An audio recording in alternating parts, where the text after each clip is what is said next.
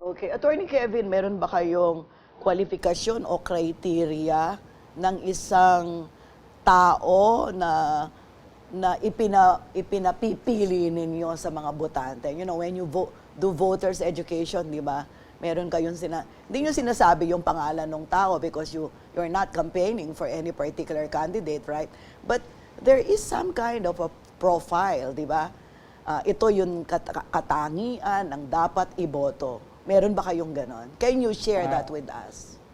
Ma'am Sonia, wala po kaming ganong mga Wala. binabanggit sa aming vote dahil non-partisan po ang lente. Mas proseso po ng eleksyon yung Okay. tinuturo namin, pati rin po yung mga duties ng mga barangay and SK officials. No?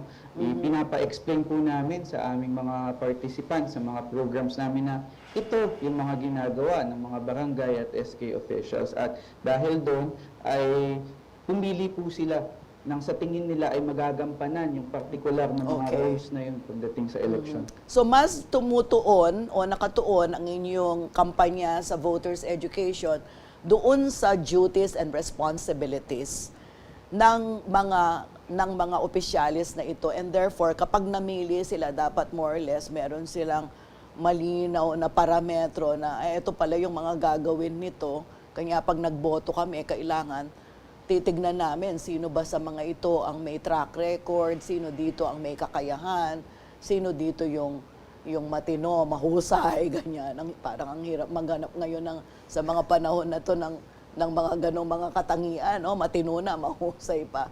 Pero tama naman si Yumawang Jesse Robredo kahit naman matino ka kung hindi ka naman mahusay, di ba? Baka mapariwara yung kinabukasan ng yung iyong pinamumunuan, right? So, dito sa ating pinag-uusapan na ito, meron tayong micro yung sa Mexico, sabi nga ni Kong Alex, wala siyang nakitang ng abusong mga barangay officials sa kanilang bayan nung panahon ng pandemya. At mahaba-haba yun. Kung saan sila nasubok. Dito sa SK naman, ang naririnig ko, kasi dito sa ating programa, bawal ang chismis kanya kailangan ituwid natin ang mga haka-haka yung mga misinformation, disinformation. Itinatatwa natin yan sa ating programa, no? Ang sabi nila nung araw, kanya ayaw nang ipabalik ang SK. Sa totoo lang, ang aga-aga daw, sinisimulan ang pagkokorap ng mga bata. Kasi yung pundasyon ng magiging new generation of leaders nagmumula sa training nila sa SK. Ano naman ang masasabi mo dito, Sir Jason? Totoo pa ba ito? Kasi ako na witness ko rin yung 'di ba, yung may kasabihan na you start them young. You start them young sa ano? Sa patronage politics. Yung mga perpetuation ng mga interest ng kanilang mga magulang na nasa pwesto din.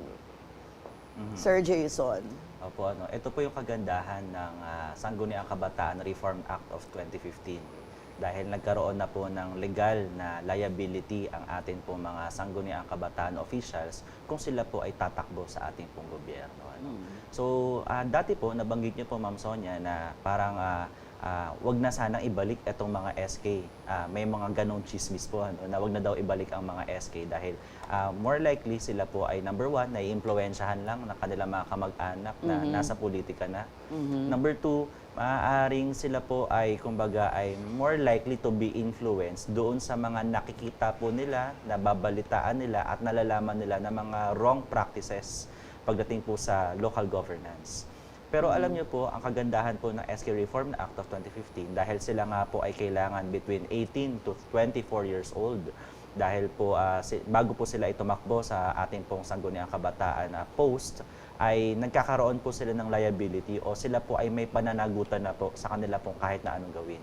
So kung ano man po ang motivation o interest o kung ano man po ano po ba yung rason kung bakit sila tumatakbo, ay nagkakaroon po sila ng individual na pananagutan or accountability dahil maaari na po silang habulin ng batas kung sila po ay may maling gagawin sa atin pong panunungkulan. Okay.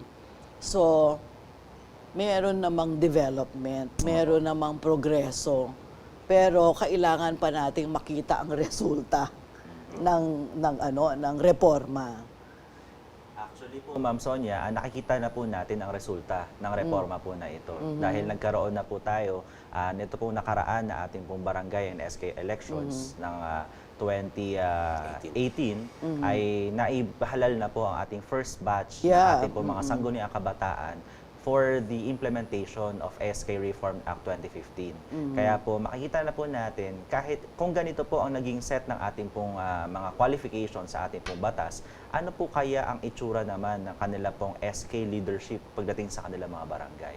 At nakikita na po natin na nagkaroon na po ng pwedeng rebranding, pwede po nagkaroon na po ng confirmation na tama pala yung aming hinala na kahit pala magkaroon ng 18 to 24 years old na qualification ng ating mga SK, ay medyo ganito pa rin ang ating sistema ng pamamahala sa ating po mga SK.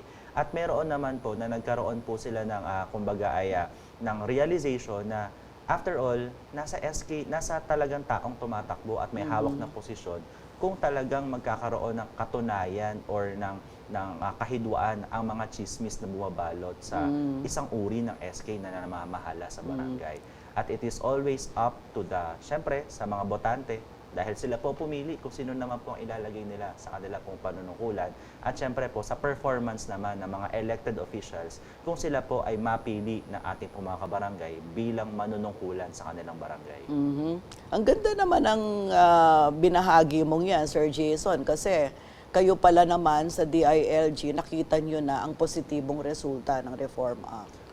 Pero siguro sa kabuuan ng ating bansa, maging dito sa rehiyon, hindi gasino. At ito ang napaka-importanteng makita siguro natin pagkat ako naman talagang naniniwala mula nung kabataan ko hanggang ngayon, matanda na ako, no?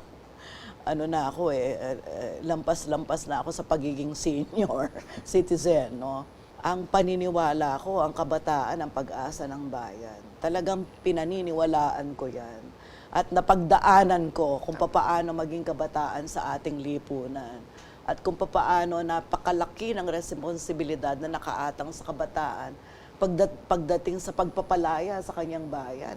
Sa buong daigdig, wala pa akong alam na mga revolusyon o pagbabago sa mga estado, sa mga lipunan, sa mga bansa na hindi nanguna ang kabataan Di ba?